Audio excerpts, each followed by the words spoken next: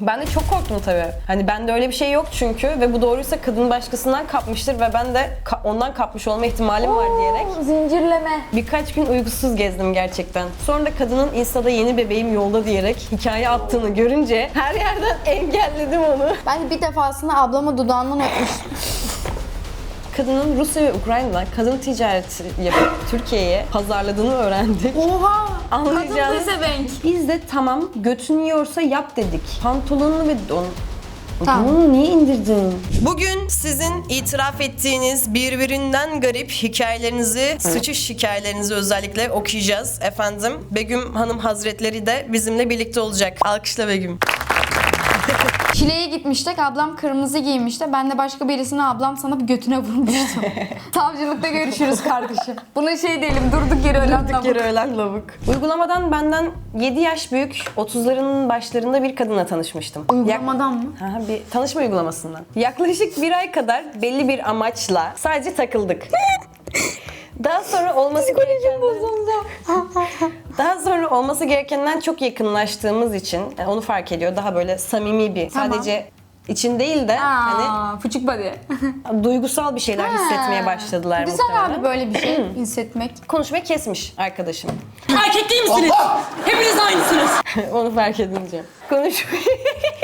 Diyorum ki ne kadar güzel diyorum. Bir şeyler hissedilmiş. Ben konuşmayı kestikten 2 ay kadar sonra Mesaj atıp hamileyim. benden cinsel hastalık kaptığını, hastane masraflarını benim ödemem gerektiğini söyledi. Hastane Zor fişi değil attı. yani. Ben de çok korktum tabii. Hani bende öyle bir şey yok çünkü ve bu doğruysa kadın başkasından kapmıştır ve ben de ondan kapmış olma ihtimalim var diyerek Zincirleme. birkaç gün uykusuz gezdim gerçekten. Bu arada kadının istediği para da çok büyük bir para değil, $100 falan ama ödemek istemiyorum. Allah'ın işine bak, hastaneye gitmek zorunda kaldım elimi yakıp ve ameliyat olduktan sonra öğrendim ki hiç Elinden mi? öyle bir hastalık yokmuş. Orada böyle tetkik yaptırıyorlar ya ameliyata sokmadan önce. Hatta doktora bilerek defalarca sormuştum. O yüzden götüyle gülmüştü bana. Sonra da kadının Insta'da yeni bebeğim yolda diyerek hikaye attığını görünce her yerden engelledim onu. Onu da bana itelemeye çalışır diye korktum. Neyse sonradan öğrendim ki kadın aslında 2 farklı erkekten çocuğu varmış. Oha, iki farklıdan nasıl? Çocuk yarısı diğer baba, yarısı diğer baba mı olarak çıkacak bu? İşte bir tane birinden yapmış, bir tane birinden yapmış. Ha, 2 tane çocuğu var. 2 tane çocuğu var. Ablacığım madem böyle aktif şeysen koruma tak. Yani o çünkü çocuğun suçu yok yani 2 tane farklı babayla Evet. uğraşmak zorunda değil. Madem öyle bir arzun var, korun yani yapma. Abi korunmuyorlar ya, ben onu anlamıyorum. Yapma. Git Ama sonra bir şey ya- söyleyeceğim. yap. Kadın bundan para kazanıyor. Tamam Hani abicim bu daha kötü işte.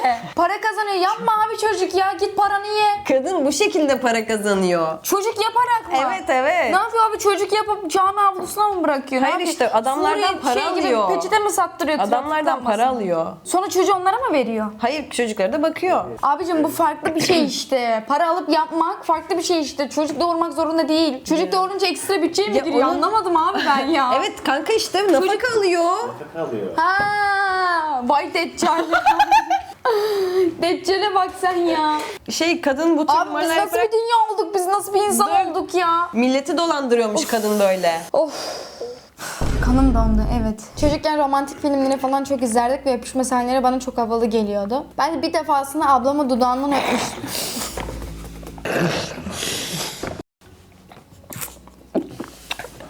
Bir defa ablamdan öpmüştüm. O da anneme anlatmıştı. Annem de beni terbiyesiz diye dövmüştü. Türk değilim by the way. Yazar By the way. By the way. Öyle yazmış. BDV yazmış. Yazar tanrım olabilir ki KB. Yok la bizim Türklerden daha iyi yazmış. Ablam durduk yere ölmüş yani ben anlamadım ki. Küçükken böyle kuzenle öpüşmek falan normal Yok abi sayılıyordu. normal değil yani. Kuzenle neden öpüşüyor? Bilmiyorum, ben çok duydum küçükken kuzeniyle öpüşen. Yok abi. Hayır ama kızlar birbirlerine. Oha hayır be. Ben çok duydum. Ben bir Ama kere ablasını bak şey hatırlıyorum. öpüştüm Şey yani. hatırlıyorum. Evet. Benim ilk öpücüğüm neydi biliyor musun? Neydi? Kreşte bir tane çocuk vardı bizim sınıfta bak kreş. 6-5 bak hatırladığım tek an olabilir belki. Bana dedi ki televizyonda bir şey gördüm sende deneyeceğim. Ne dedim direkt dudağıma yapıştı. Ama Buse kondurdu böyle. Ya tatlı. Neresi tatlı ya? Ben elin çocuğun neden beni öpüyor ya? Ama o yani çocuk farklı abi ya. Yok abi istemiyorum. Abla ben arkadaşıma gittiğimde eski sevgilim orada olduğunu öğrendim.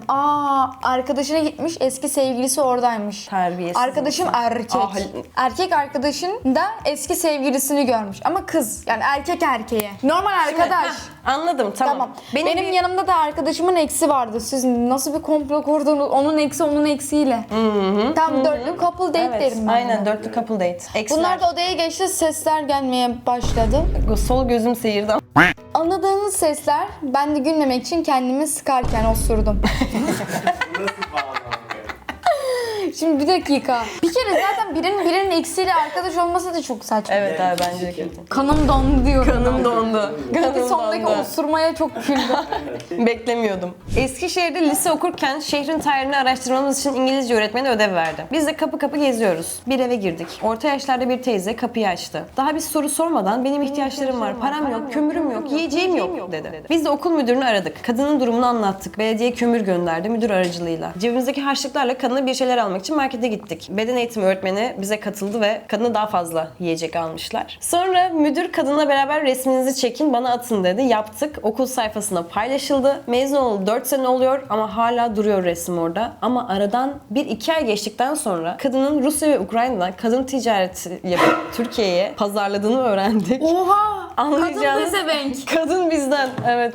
Abi bunlar da durduk yere ölen lavuk ya. Çok üzüldüm. Herkes seferber olmuş ya. O kadınla fotoğrafları var okulda. Pezevenklik yapan kadınla fotoğrafları var. Kadın pezevenki ilk defa gördüm. Abi bir insan hemcinsine nasıl bunu yapabilir ya? Aklım almıyor. Abi yeminim bana bu travma yaratıyorsun şu an. Ben de like istiyorum arkadaşlar. Bu travmanın üstüne like istiyorum ya. Travmanın üstüne. Abla okulda öğretmenime arkadaşım sanıp götünü pandikledi. Fatih Terim pandikleme sahnesi. Çok korkunç, çok korkunç. Oğlum Ben bir de şey diyeceğim. öğretmenime küfür Sen nasıl etmiştim öğretmenin arkadaşını zannedebiliyorsun? Yani abi Abi boyu uzun oluyorlar. tamam boy uzun oluyor da genelde öğretmenlerin hepsi uzun kalıplı, göbekli ya da bir hanımefendi oluyor yani. Ben de yavşak demiştim arkadaşıma. Lan yavşak demiştim. Hoca arkasını bir döndü. Ben şöyleyim. Sen! Afra bir tane Mert var. Bunlar manitalar. Ya çok kötü arkadaşlar. Allah rızası için Türkçe öğrenelim ya. Bu kız sizin yüzünüzden Türkçe'ye Türkçe çeviriyor. Evet. Biz Mert'le aynı sınıftayız. Sonra ben de hoşlandığım çocukla oturuyorum. Mert'lerle benim hoşlandığım çocuk arkadaşlar. Bunlar agalarını toplayıp benim sırama hücum etti. Bunun devamı ne oluyor? Ben bakayım bir. Onun kaç yaşındasınız lan siz? Ne olur devam et. Kaç Devam yaşındasınız? et. Neyse ben başka yere geçmek isteyince hoşlandığım çocuk üstüme oturdu. Neyse ben gittim arkadaşımın yanına oturdum. Bu arada boş ders neyse bizim... Ya neyse deme artık! Artık neyse deme! Virgül koy, nokta koy, bir şey koy. Ben gittim arkadaşımın yanına oturdum. Bu arada ders boş. Neyse bizim sıraya onların sırasının arasında çok uzaklık yok. Sonra bunlar konuşmaya başladı. Afra bana vermeye meraklı diye bir ses geldi. Afra sen Uç misin? mu verecek? İnşallah uç veriyordur. Lütfen. Çok kötü. Afra kim? Afra vermeye çok meraklıymış. Tamam. Şok olduk. Bunlar şimdi konuşurken biz onları dinliyoruz. Meğersem bu Mert Afra'yı zorlamış ilişkiye girmek için. Sonra biz bunu duyduk. Mert'i çıkışta tuttuk, dövdük. Onun İyi adını çıkardık, yapmışsınız. tehdit ettik. Mert böylece rezil oldu. Oğlum siz kaç yaşındasınız ya? Büyükçene de şey yazmış. Lütfen arkadaşlar milleti taciz etmeye çalışmayın. Yaptığınız büyük suç olduğunu unutmayın. İğrenç insanlarsınız. Rezalet. Kaç yaşındasınız Rezalet ya? abi. Ay kanım dondu.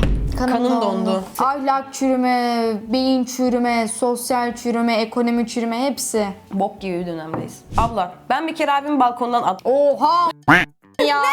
Ailem gördüğünde ne oldu dedi. Ben de abimin ayağa kayıp düştüğünü söyledim. Sen deccal mısın koyayım ya? Oyun var ya Baby Yellow diye. Ha. Oradaki çocuk çılgınlığında bir şey. Balkonu yıkamış. Hastaneye gittik abimin bir kolu bir de bacağı kırıldı. Annemler sordular ne oldu diye. Olay ne? Abimin ayağım kayıp düştü demişti. Şaka yaptım abi. Şaka kanka. O zaman- Şaka yaptım kanka. Abimin sigara içtiğini de söyledim anneme. Çok Sen iyi kardeşim. deccalsin Sen ya. gerçek bir Sen- deccalsin. Ya bu arada. annene özür dilerim ama sen Yani çocuk değil. Neden ki acaba? Hangi böyle ona bunu yaptıran şey ne acaba? Asıl soru ne biliyor musun? Bunu kendi abisine yapan diğer insanlara neler neler yapar. Şeytan senin yanında besmele çeker. Şeytan kalk. Şeytanın pabucunu ters Aynen. giydirir bu. Abla lütfen koyun. Sana mı? Neyse ben bunu yaşadığımda 1. sınıfta biz dersteyiz. Benim fena bokum geldi. Yine geldik sıçış hikayesine ya. Neyse teneffüs çalmasına az kalmıştı. Teneffüs Az çaldı. az. Benim ilkokul okuduğum yerdeki tuvaletlerin kapısı kapanmıyordu. Tüh. Ben de sınıftan birisine rica ettim. Kötü Ama olmuş moruk. hem götümü tutuyorum hem de rica ediyorum. Kız oyun oynarken yakalamıştım ama yine de kabul etmedi, tuvalete geldik. Ben girdim. Alaturka tuvalet. Bir sıçtan. Yunus'un mu? Kızın demek istiyor herhalde. Kapıya bakması gerekirken duvara... Kanka bu ne demek istiyor? Tuvalet Yunus'un. Ha diyor ki yönüsü. Tuvaletin yönüsü. Ha. Kapıya hani kapıya dönük yapacağımızı bilmiyordum. Ben kapıya arkam dönük yaptım. Ters sıçıyor yani. Ha ters sıçıyor. Bir kere başıma gelmiş. Gerçekten kapıya bakması gerekirken duvara bakıyordu. Cahildim. Hangi tarafa döneceğimi bilmiyorum. Kısacası götüm kapıya bakıyordu. Ben ilk işedim, sonra sıçmaya başladım. Ama bunları bakarken arkama bakıyordum. Tutuyor mu diye. Abi salak mısın? Aynı zamanda bokuna bakıyor düşerken. Sıçıyor. Yani şöyle bakıyor bakın. Ay çok kötü. Sonra kız da hızlı ol demiş. Sonra Sıçıyor abi. Sıçan insan hızlı ol denilir mi ya? birinci boku sıçtım. İkincisini sıçıyor. Lavuk bütün anısını anlattı bize ya. İkincisini sıçarken kız kapıyı bir anda araladı ve götümü gördü. İyi bokunu da görebilirdi. Bir de ben o anda hem bakıyorum hem de bakıyorum diye kızla göz göze. Yani bokuna bakarken kızla göz göze geldi. Bir şey diyeyim, aurası eksi binlerde yani şu an. Sen artık onunla kanka değilsin, bacısın. Kanka lisedeyiz, çişimi yapacağım. Ben de bilmiyordum bu arada götümün nereye döneceğimi. Sonra bizim sınıftaki arkadaşım vardı. Sonra kapıyı açtı, sonra birden... Göt ifşa. Ama kız kızayız, anladın mı? O göt Evet. sende de var, bende de var. Doğru. Buna ne diyoruz? Bu ya mal mısın amık gibi bir şey Kötü var mı? olmuş moruk Kötü diyelim olmuş ya. moruk aynen. Abla bir keresinde sevmediğim halam vardı. O halam damdan düşmüş. Meğerse oğlu atmış. Peki ya. Sizin aile criminal mı ya? Kaç yaşında çocuk ya? Abi sizin nasıl bir sülaleniz var ya? Abla benim sıçış hikayem şu. Aslında Sıçtım. benim değil ama rezil oldum. Ben abim ve abimin arkadaşı vardı. Abimin arkadaşı dedi ki ben işte sokakta donum indirip koşarsam 200 TL verir misiniz? 200 TL'ye de bunu yapma. 500 Yapma TL yap ama harbiden 200 TL'ye yapma. Biz de tamam götün yiyorsa yap dedik. Pantolonunu ve Tamam. donunu niye indirdin? Donunu da mı indirmiş? Donunu da indirmiş. Pantolonunu ve donunu indirip koştu. Yani salak 200 TL'ye yapılır mı bu? Altına 2000 lira falan. Abi ben var ya pantolonumu bile indirmem 200 TL'ye. Bu biraz kötü oldu bir saniye. Yani bunun muhabbetini bile açmam 200 TL'ye. Bunun muhabbeti 200 bin lirayla başlar. 2000 TL vereyim sen yap derim ama. Aynen öyle derim. Sonra koşarken bir tane teyze bu yeni nesil gay olmaya çok meraklı dedi. Geylik değil ama bu bambaşka bir şeylik. Gaylik değil. Yani çocuk Ya donunu hala indirdiği 200 gay TL'ye olamaz bunu ya. yapmasının çok koydu ya. 200 TL'ye bunu yapıyor lavuk ya. Çok kötü. Abo! Biraz uzun bir hikaye ama kısaltarak okuyacağım. Sen içinden oku sonra bize anlat. Tamam. Bu Kocaeli'nde oturuyor bu arkadaşımız, tamam mı? 14 yaşında abisi ve abisi mi? var bir de. Ve orada bir tane çocukla tanışmış internet üzerinden, tamam mı? He. Çocuktan hoşlanmaya başladım ama henüz ona söyleyememiştim. Kaç yaşında bu kız? 14. Yani bu olayı yaşadığında 14 yaşında. He şimdi 14 değil. Aynen. Tamam. Kocaeli'ye gitme zamanımız geldiğinde çocuğun abimin eski bir arkadaşının kardeşi olduğunu öğrendim. Ama abime bir şey söylemedim. İyi yakın en azından. Evet. Tanıdık biri. Tanıdığa Aynen. gitmiş. Kocaeli'deki evimize gittiğimde oğlana Kocaeli'deyim buluşalım mı dedim. Bir arkadaşıyla buluşacağını, arkadaşının pek benim kafa yapıma uymadığını, onun yanında sıkılacağımı söyledi. Ben de Kesin tamam kızla dedim. buluşuyor. Abim de bir arkadaşla dışarı çıktığını, evde tek kalmam gerektiğini Buldum. söyledi. Olayı çözdüm. Dur. Abisi değil mi? Dur. Hadi kız. Evde tek kalmam gerektiğini söyledi. Ben de tamam dedim. Abimle aramda 2 yaş var. Ben de o Yaklaşık zaman 16 yaş. 1 saat sonra canım çok sıkıldı ve dışarı çıktım. Evimizin önündeki parka doğru ilerledim. Parkta 2 tane erkek oturuyorlardı. Arkalarına doğru ilerlediğimde birinin hoşlandığım çocuk, diğerinde abim olduğunu gördüm. Yan yana İkisi gay çıkıp oturuyorlarmış. öpüşse keşke. Hikaye oraya gitmiyor değil mi? Hikaye oraya gitmiyor. Heh, iyi çok şükür. Yani çocuk Şeyde neden gümledim. görüşmesin? Hayır bilmesini şeyde istemedi? gümledim ama. Senin kafa denginde değil. Evet. Abim lan o benim. Yani neden bilmesini istemedi? Hani iki seçenek var. Ya gay, ikisi de açıklamak istemiyor. Ya erkek erkeğe de buluşmak istemiyor. Evet, ya da abisinin Ya da şey. kardeşini sevdiğini bilmesini istemiyor. Abi korkusu olabilir. Aynen. İkisinden biri. Acaba hangisi? Yazmamış Nur. Bizi heyecanlandırmak için mi yazmadın? O da gelecek bölüme. Eski sevgilim beni aldattığında asla konduramadım. Yaklaşık bir ay boyunca mal gibi şaka gibi geliyordu ve kabul etmek istemiyorum. Ta ki nişanlanana kadar. O resmi gördükten sonra... Kanka hayır. Sevdiği çocuk nişanlandı. Hayatım bitmiş gibi hissettim. Hala inanmakta zorluk çekiyorum. Benimle evlilik hayali kuran adam şimdi başka bir kızla daha mutlu ve gülüyor. 2 ay sonra evleniyor. Ben hala onu seviyorum, unutmak istiyorum ama beceremiyorum. Onun için çoğu arkadaşımla arama mesafe koydum. Bir de salak çocuk inşallah düğün günü kız onu terk eder. Amin. Ben amin demedim, orada yazıyor. Ben amin demedim annesi. Bu arada arkadaşlar biri başkasıyla sizi aldatan o başkasıyla da onu aldatır. Evet. Aldatan erkeğe güvenmeyeceksin. Aldatan erkek mühür basılmalı kafasına. Aldattı diye. Anladın mı? Buraya böyle mühür yapışmalı, aldattı diye. Ya devir bok götürüyor Evet. arkadaşlar. Devir bok gibi yani. Kızlar ayrı, erkeği ayrı, sevgilim var diyorsun. Olsun olur diyorlar yani, anladın mı? Onu bırak, kaç yıllık evli insanlar yapıyor yani aldatma işini. Ya buradaki tek diyebileceğimiz şey abi, hayattan herkesten her şeyi bekleyebilirsin. Burada önemli olan kendin yani. Giden gitti. Gittiği gün bitmiştir. Evet, giden gitmiştir, gittiği gün bitmiştir. Kalan Bir şey söyleyeyim mi? Evet. Benim de erkek arkadaşım beni aldattığı kişiyle evlenmişti gerçekten 1 sene sonra. evlenmiş? Evet. Erkekler aldattığı kişiyle evlenmeyi seviyor herhalde. mallar ya. Mallar. Abi sen üstüne alınma. Sen de üstüne alınmayın. Bazı erkekler üstüne alınmasın ama mal çok insan var. Evet. Erkek kızı değil yani. Bu çocuktan bir bok olmaz. Geçen sene ben ve arkadaşım gratis'e gittik. Arkadaşım gizlice bir şeyler ceplemiş. Ben fark etmeden bir de alarmı da çıkarmamış. Sonra ben alacağımı alıp çıkarken alarmlardan dolayı öttü. Sonra abla falan geldi. Ben bırakıp gidecektim ama yapamadım işte. Kameraya baktılar. Sonra bunların parasını vereceksiniz ama ürünler bizde kalacak dedi. Bari ürünleri de alsaydık. Arkadaşımın yanında da parası yok.